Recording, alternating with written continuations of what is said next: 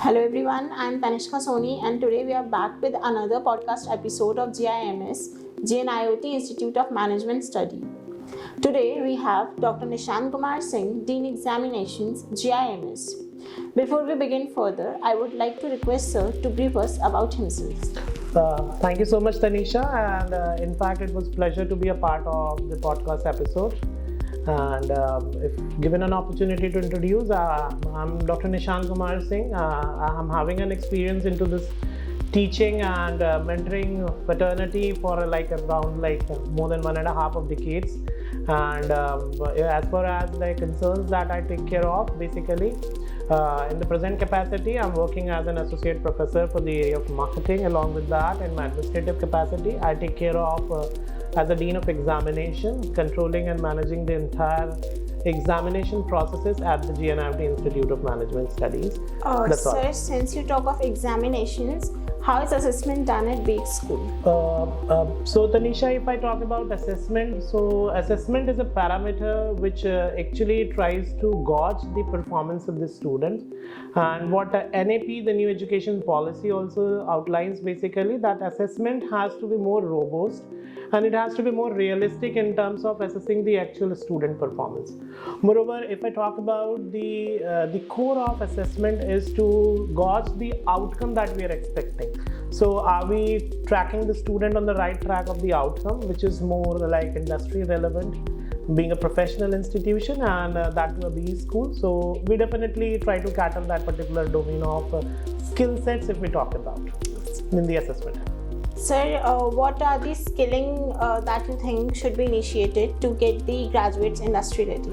Okay, so to be industry ready, I think it has to be a match between what industry is expecting first, and second, that what the skill gap that the graduates are having.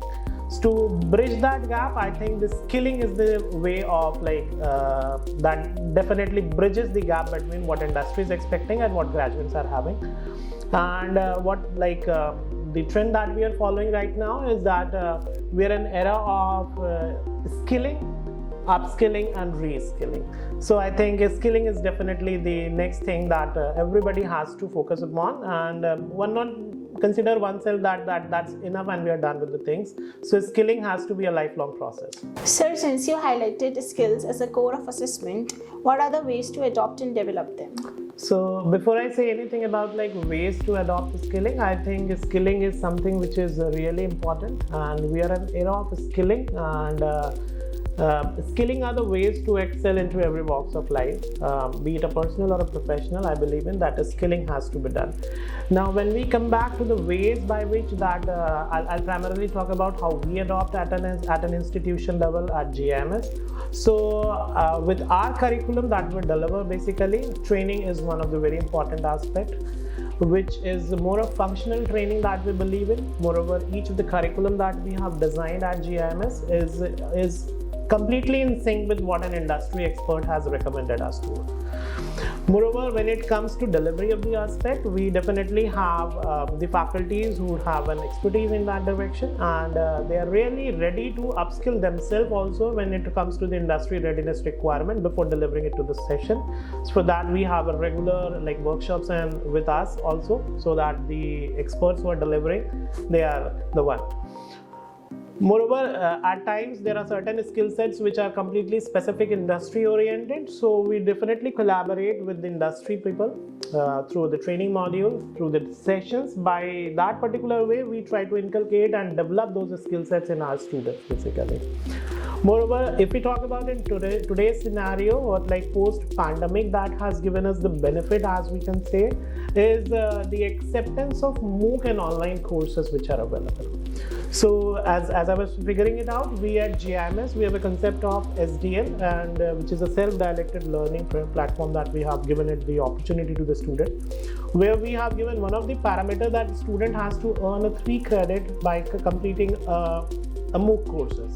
So the idea behind that particular entire exercise is that that giving our student an orientation that see, skilling is not limited to the classroom boundaries only. Yes. In fact, the entire platform which is available on the online and the digital platforms that are there in the market, they are ways by which they can upskill themselves.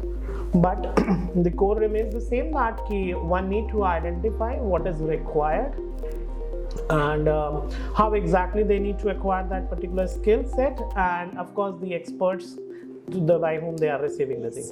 So they are the key differentiators when one is looking forward for upskilling basically. So, sir, how can one focus towards training and skilling? So since we have been primarily focused on training and skilling, so the first very parameter that we need to focus is that we need to assess the gap first. When we talk about gap, we need to figure it out that which skills that we are missing into and which is required. Second, that we need to figure it out that where exactly that right skill could be acquired, or from where we can receive, or rather from where it is delivered, right? And then connecting to that point and then upskilling themselves, making them ready to accept the change. Moreover, making them to adapt to the changing skilling requirements. That is also very important. Moreover, when somebody put themselves on the track of skilling, definitely it's a rigor process that requires more of effort, more of patience, and of course the outcome that we are expecting. I think that's enough for anyone, like even for a student or anybody in the fraternity also, to be more consistent with the skilling process. So with this, we are coming towards the closure of today's podcast. Thank you so much, sir, for sharing your valuable insights and knowledge with us. Thank you so much, Tanisha, for the opportunity to share my views in the today's podcast of this study. Thank you, sir. Thank you.